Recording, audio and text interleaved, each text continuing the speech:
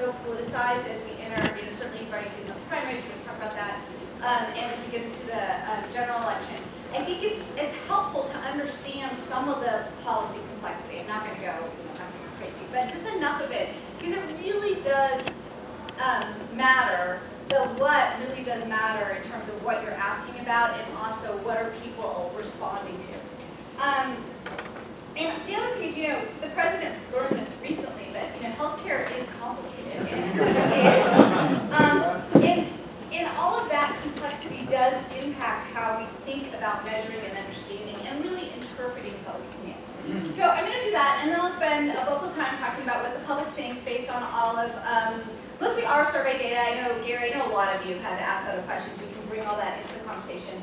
Most of that is from our national random sample tracking surveys that we do once a month with SSRS as our wonderful data collectors. And then finally, I do want to talk a little bit about what I think all this is going to mean for the primaries and the generals. But mostly, it's mostly to just make you more sophisticated observers and users and practitioners in this particular debate, so it's not going away. Okay, so let's just start with the fact that there are a lot of different plans out there that have the word Medicare in it. And we'll talk a little bit about why they're all using the word Medicare, but the issue is that it's important that there's a lot of different goals going on. And the different plans address these goals in different proportions and meet them in different proportions. So, and depending on, if you're thinking about the language and the debates and the arguments and the things that are going on around this, there's talk about, how much is it covering everybody? I guess what I often like to say is one of my very favorite reporters and a friend, Margaret Sanger-Katz from the Upshot of the New York Times. She has this saying. She goes, well, when I hear that it's a Medicare for All proposal, my first question is, what do they mean by Medicare? And my second question is, what do they mean by all? And so, at the first point, is this phrase doesn't mean the same thing. What the plans do doesn't mean the same thing. In some cases, they're really trying to simplify coverage, and others are trying to make sure it's universal. There's a lot of talk, of course, about affordability, because we know that's the number one concern that the public has. There's a lot of issues and discussion about different plans and the effect they have on health equity. There's marketplace shortcomings. There's different attitudes and opinions about the role of private health insurance in our insurance system. And certainly there's cost containment. So right now, in Washington, there are at least 10 to 15 different bills and plans out there. What I think is interesting as you look at all of these, they can be classified. We're going to talk about them sort of in 5 big buckets. But I think what's interesting is if you look at them, how often 7 out of the 10 of these include the word Medicare. And honestly, that's because the Medicare program has historically been an incredibly popular program and been popular on a bipartisan basis. And this isn't new. This got discovered in the 1980s, 1990s, and they've always been talking. Medicare for All has been this phrase to say if you want to get away from a single-payer national health plan where the government is too involved, Medicare is such a popular program. Let's build upon it. We'll use the term Medicare, and you can see people have definitely adopted that. I don't want to go into all the details of these buckets, but it is really important to recognize that they do things very differently, and they mean different things. This is the very classic sort of Medicare for All proposals, and this best describes what Senator Sanders and what Rep. Jayapal have proposed in 2 different bills.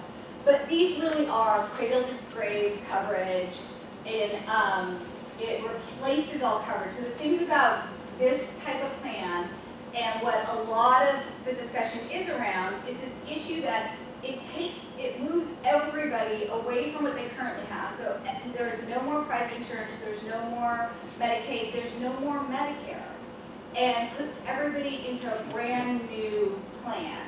And it does a lot of other things, but it fundamentally replaces and changes every American's healthcare arrangement. And that's, now, so you get a lot of disruption. You get a lot of other things from a plan like this, back to those goals. You get universal coverage, you get a lot more health equity, The other thing about a plan like this is it fundamentally changes how payments are set, and it changes the industry quite a lot, right? We have a $3 trillion healthcare industry. So this is the biggest, in a sense, destructive approach, but it achieves sort of the largest share of those other goals we talked about. Okay, then there's a lot of other things that are on the table. So this Medicare for America, it basically takes all the people who are in public programs right now and puts them into a new program. But if you have employer-sponsored insurance, or if you're in the private marketplace, you get to keep that.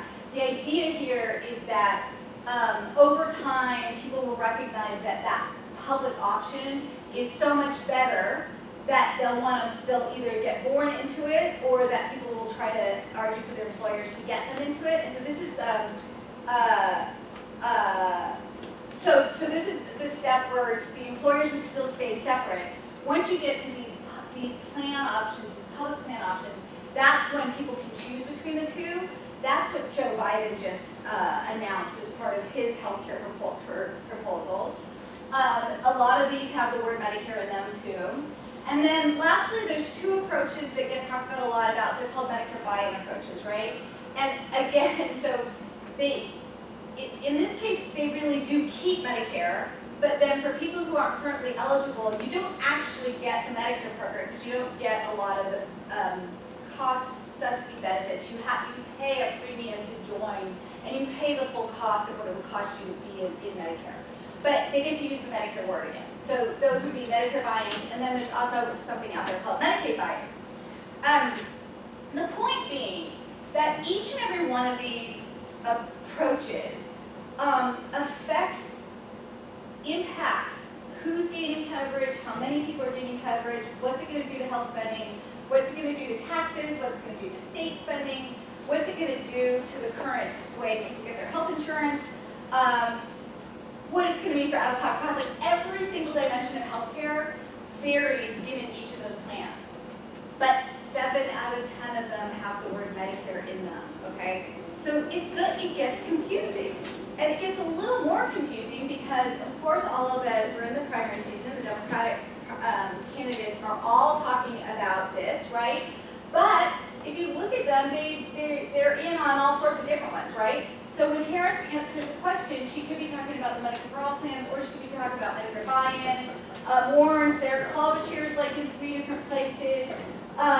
So it's going to be really hard for the fact checkers to figure out when somebody says something, you know, will it happen, won't it happen, what were they referring to? Could they say, oh yeah, I do support that because, you know, I support the goals of Medicare for All, but I really, you know, but I also think the Medicare buy-in, and we're gonna start talking about why this matters in terms of measuring public opinion.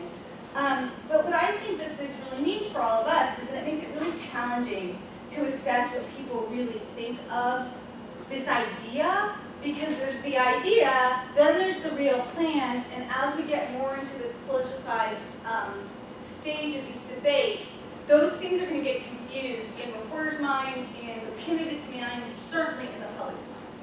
Okay? So, that is your entire Medicare for All 101. We can talk about it. I have side-by-sides. Do I have side-by-sides? I have, you know, do we have side-by-sides at Cancer Family Foundation? If any detail you want to know about the difference in those buckets, we can look it up. I can show you where to go on the website. You can learn anything you want to. But I thought that was enough for now. So let's talk about what the public thinks. I mean, let's start with sort of our long-term trend. As I say, this issue or this idea of a single-payer national health plan has been around a long time. We started asking about it in 1998.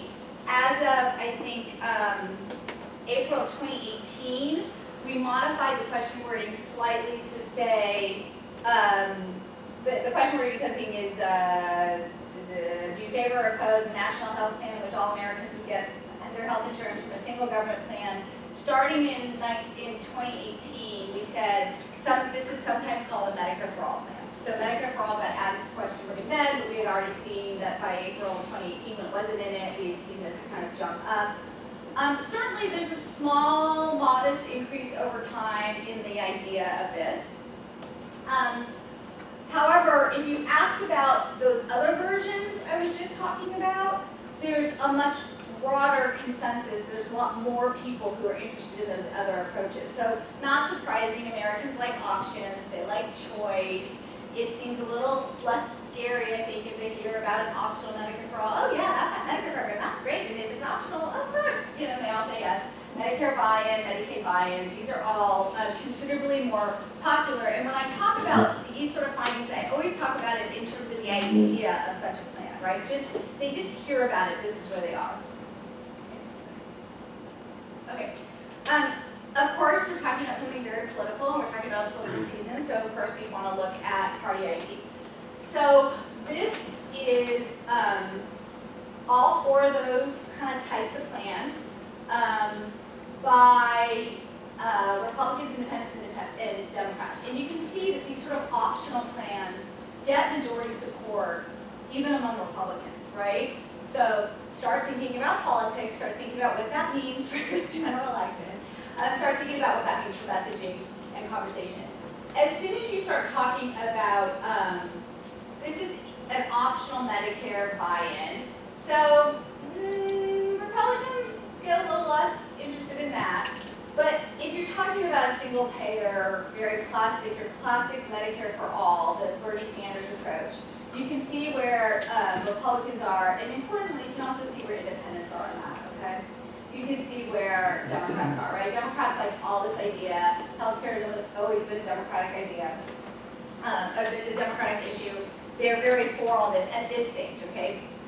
Keep that in the back of your mind. Okay, so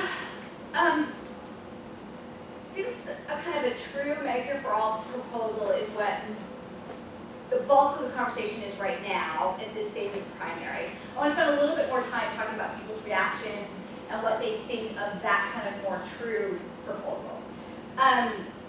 So first, we asked people who favored Medicare for All plan, just in their own words and open-ended, why is it that you favor such a plan?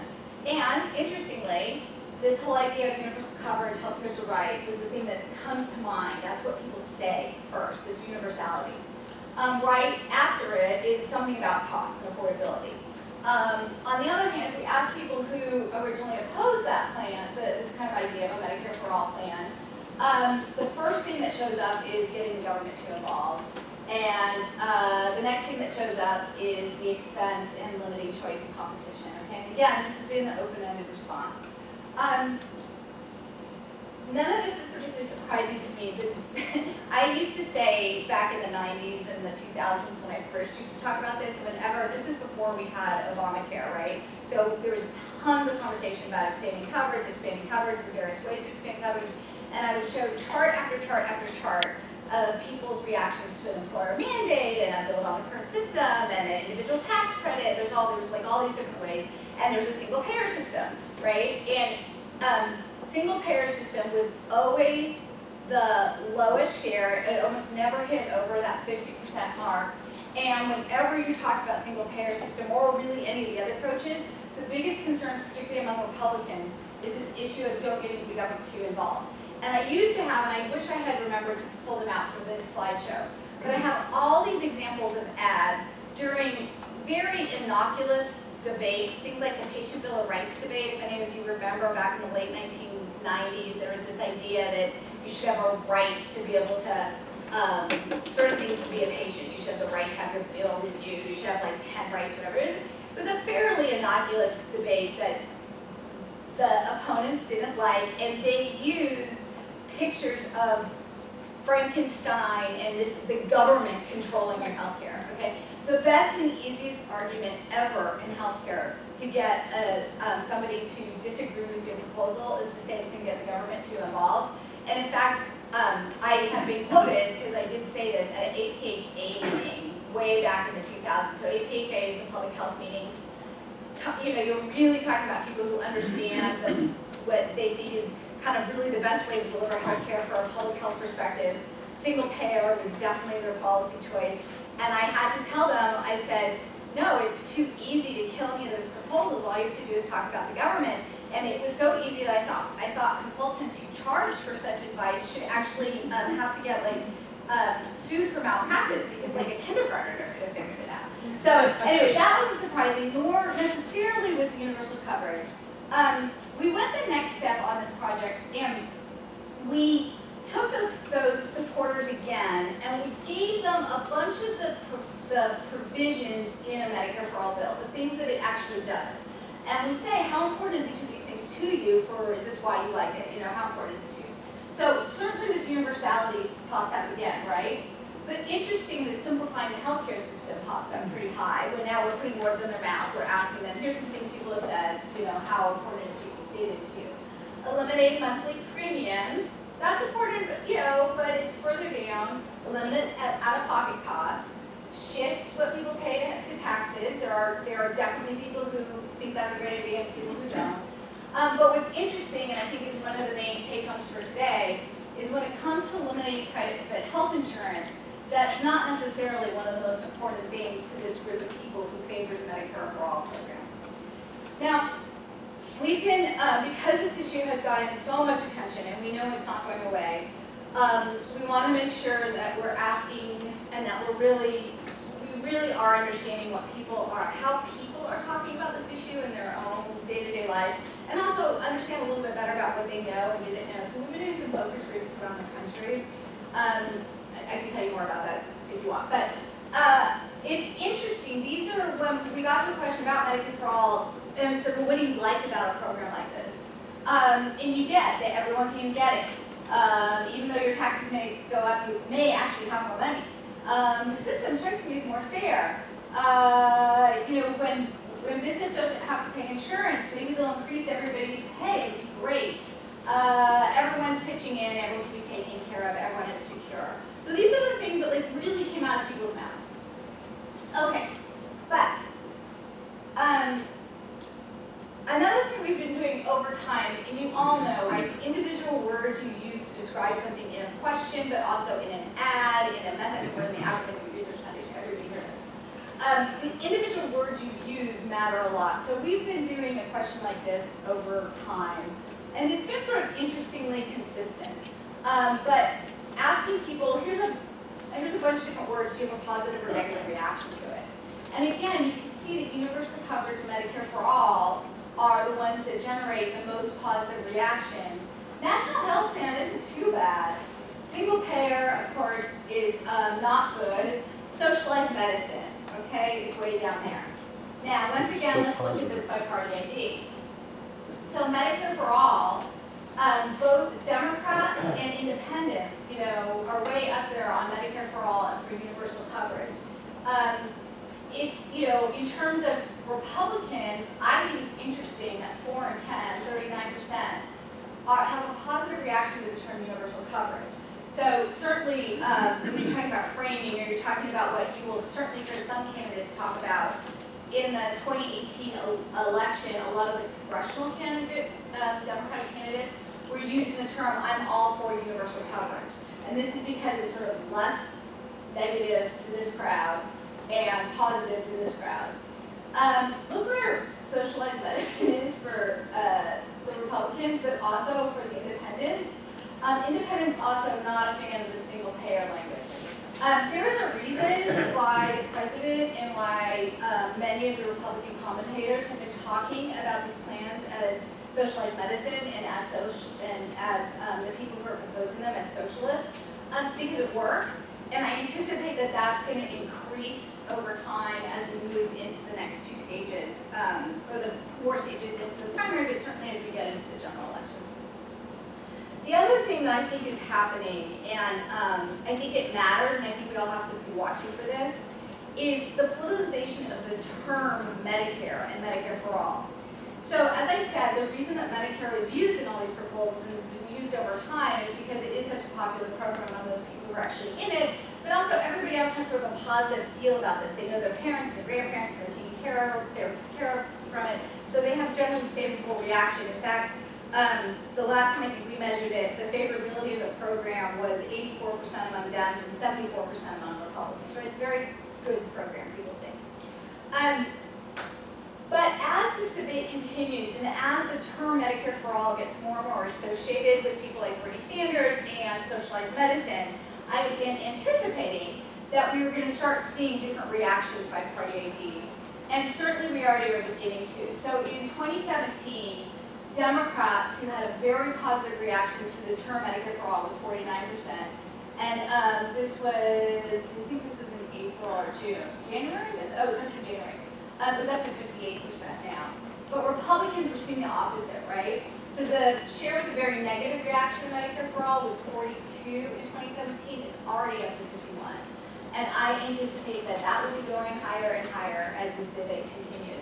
And I think that for my friends and colleagues who study the Medicare program, I think it potentially has implications for the Medicare program for the long haul, especially to the extent that people don't realize that Medicare for All really isn't Medicare because it gets rid of Medicare and it replaces with another program. As long as they don't think that, as long as they think people would join Medicare, the more negative that Republicans start thinking about it because they're thinking about it from a political perspective, the more chances it has of actually hurting the program in some sense. So, we'll certainly be tracking that. I encourage other people who are asking questions to be thinking about this and certainly be watching for it and as you're watching coverage going forward. Okay, so now, let's talk about the crux of the problem. The crux of the problem is that nobody understands anything about what a Medicare for All program is, and I'll show you more of that data in a second. But given that the arguments that the opponents and proponents use, we can already see impact people's opinions of such a plan really quickly. So for example, if we start with our standard, do you favor or oppose this program, we get our 56-42. So that net favorability is a plus 14. If I say something like, well, what if you heard that such a plan would guarantee health insurance is a right for all Americans? Well, all of a sudden I got plus 45 favorability. That's a great thing. What if you heard that it's going to eliminate your premiums and reduce out-of-pocket costs? Well, that's a great thing. Plus 37.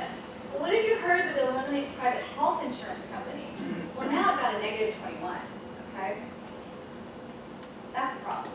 What if I heard that it's going to require most Americans to pay more in taxes? Negative 23. Threat of the current Medicare program, negative 28. Leads to delays in people getting medical test and treatment, negative 44. Now, I will tell you, we got plenty of, when you get tweeted at, is that the term? Sorry. We got a lot of tweeted at by the single payer advocates. We got a lot of emails saying, but that's not going to happen, that's why you're putting false words. And we're saying, look, what we do with our argument testing is we try to show what would happen given the conversation that's currently happening and how quickly people and whether opinion is very stable or whether it's malleable. And I think that the only thing you can take from a chart like this is that it's pretty malleable at this point. I do want to say a second about the spread of the current Medicare program. We asked that on purpose because in past debates, more like before the ACA debate and certainly kind of more in the early 2000s, whenever we would talk about Medicare for All, one of the things we'd see in our data is that seniors would be actually really against it because they felt like it was going to ruin their program that they earned and needed to have. And we've been watching for that this time around, and we haven't seen it in the actual data. So if I look at seniors' reactions versus other people's reactions, it just falls along party lines. So if a senior is a Democrat or a senior is a Republican, they pretty much react to everything exactly as their partisan counterparts. But what we thought was interesting is that this argument is a strong argument. And I can imagine an opponent, as this debate continues, and if there really is a public debate, picking that argument up. So I just want you, that's something that we've learned in the past and thought it'd be interesting to watch for. Now, again, back to our focus groups. So we talked a lot about Medicare for All in our focus groups. And these are some of the things that came up in all of the groups. So, well, if everybody has health insurance, how long is it going to take me to see a doctor? That kind of concerns me. This was one that certainly is on people's minds. It says here, all people in the U.S. We gave them a little description of the program. Does that mean anybody who walks across the river? Okay, we know that's part of our American conversation right now. Single payer. Well, who's the payer, right? Well, what does a single payer mean? Does that mean I'm the payer? Like, who's the payer? Who's what does the effect have for all the people who work in insurance companies? Are they all out of jobs? It seems kind of like a fairy tale, and this is kind of my favorite one. Those individuals who can afford to have the type of coverage they want, they're not going to want a basic burger. Nope, they're going to want to add all the extra fixings because they can afford it. And this came in a series of conversations that happened every single time, which as soon as we said, well, the insurance companies would go away, you'd be getting your, everybody would be getting their health insurance this way, there wouldn't be insurance companies anymore. And nobody believed us. They're like, that's ridiculous. Insurance companies are way too powerful, they have way too much money, and not only that, people will want the Cadillac plan, there's still going to be a private insurance system. So the point here is that people don't really understand what these plans mean, and they actually don't even believe necessarily what the plans would actually do. So we took all that learning that we had in the focus groups, and on our next national tracking survey, we asked a series of questions about, do you think each of the following would happen under a national health plan, sometimes called a Medicare For All plan? Would taxes increase? And everybody says yes. And in fact, under the Bernie Sanders plan, that in fact does happen. People would continue to pay deductibles and co-pays when they use healthcare services. 69% think that's yes. In the Bernie Sanders plan, that's actually no. That wouldn't happen. You wouldn't actually have out-of-pocket costs. All U.S. residents would have health insurance coverage. Yes, says 62%. That's actually true in the Sanders plan. It's not true in a lot of the other plans where they don't cover undocumented immigrants. But everybody who resides in the U.S. is covered under the plan. People with insurance would be able to keep their current plan. 55% think yes, that you'd be able to keep your current plan. Okay? I already told you that's not happening. People who buy their own insurance will be able to keep, individual employers would continue to pay health insurance premiums. The financing is complicated, but that's actually not true in the Sanders plan. Doctors and hospitals would be paid less. It depends on which doctors and hospitals. Some would, some wouldn't. So they're probably getting that about right. Private health insurance companies would still be the primary where Americans get coverage. 40% think that's still true. 53% realize that they wouldn't. But the point of this all is that, this is just another version of sort of a similar question, but one of the things that I think is interesting is among the people who favor having a national Medicare For All plan, they are even more likely to believe that you get to keep your plan, okay? 2/3 of them think that you can keep your plan under a Medicare For All system, and they favor it. The people who don't favor it are more skeptical and realize that you might not get to keep it. This is a lot of people who are for something that could be turned away from something with some pretty good advertising or a pretty good debate between a Republican candidate and a Democratic candidate. And so, wait, let me see through. And just before we get, I want to talk about the election next, but there are 317 million people in the country. You know, half of us get our coverage through our employer, 14% through Medicare, 22% another way. So, you know, that's 156 million people in that dark blue bar. That's a lot of people to transition into a new system. So the real question then is, and I guess the last thing I'd say about this, you all know about reversion to the status quo, right? This idea that people, you know, go back to Downs, like, and this is my favorite thing, I quote him all the time. You know, people in public policy think, yes, do something, fix my problem, do it, do something.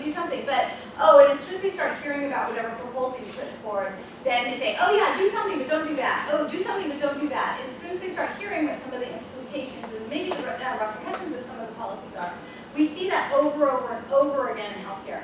What it means is you almost always end up in this case where all of a sudden the status quo doesn't seem so bad. And when you have a situation where the vast majority of Americans are satisfied with their current healthcare arrangements, they don't love the employer. I mean, they're not. There's lots of complaints, but the number one thing that people are bothered by is the cost. And it's going to be pretty hard to convince people that they are willing to take the risk on something that they don't know when they realize that they might lose the thing that they know, even if they don't love it. And so that brings me to what I think is the last point, and then I really want to open up for discussion. And this is, what does this mean for the primaries in the general election? Well, certainly if you've been watching any of the primary debates, you know that this is already a big issue. The moderators have asked the candidates to raise their hand during debates for different components of, you know, who's for Medicare For All, who's for getting rid of all private health insurance companies, who's for providing coverage, you know, to undocumented immigrants. You already saw that Kamala Harris got herself in a little bit of trouble and had to walk back her comments on something. The challenge, right, is the enthusiastic, as you all know, voting base for the Democratic primaries versus who's going to actually show up on who's going to show up in the general election. And one of the things that we've already seen, and I'm sure this doesn't surprise you, is if you look at some of this data by people who self-identify as liberals in the Democratic Party as opposed to moderates in the Democratic Party, they have different views on this. And particularly, they have different views on what a priority is. So moderates are still, really interested in Medicare for All. You can't get that 80s and 90s support for Democrats if you don't have moderates in there too. So they're definitely for it. But when you ask them, what's the most important thing to focus on right now, they're much more worried about making sure that the protections and everything that's happening in the ACA is the priority as opposed to Medicare for All. Right. When you ask them about their priorities in healthcare more generally, they are much more likely to say costs, not universal coverage, not Medicare for All. When you ask all of Democrats and independent-leaning Democrats what the most important thing is to focus on, it is cost and coverage are equally ranked. So there's a real opportunity, I think, for the Democrats throughout this primary to stay focused on healthcare and to make it a key issue. But there are a lot of issues in healthcare right now.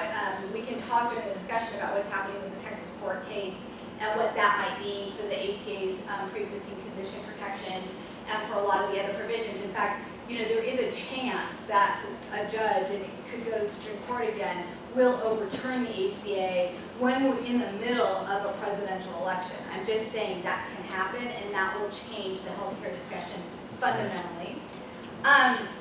So I think there's a lot of opportunities for Democrats here. I think there's also some real challenges, and I think you've seen that from the candidates so far. That they have to, I think that they're going to have to really thread this needle carefully to be able to pass a litmus test for their most enthusiastic voters, but not getting too locked into a position that could put them in a very tough position in the general election when they are up against President Donald Trump. And they're trying to win back some of these very districts that they lost in the upper Midwest and other areas where things like, having employer-based coverage, having job-based coverage, having retiree coverage, having other things is really important to people. And then I think that let's talk about the general elections briefly. So I've already talked about how excited the Republicans are, in a sense, to be able to make claims of socialism and socialists. They're fully embracing that. I think it's a good strategy for them. They're excited about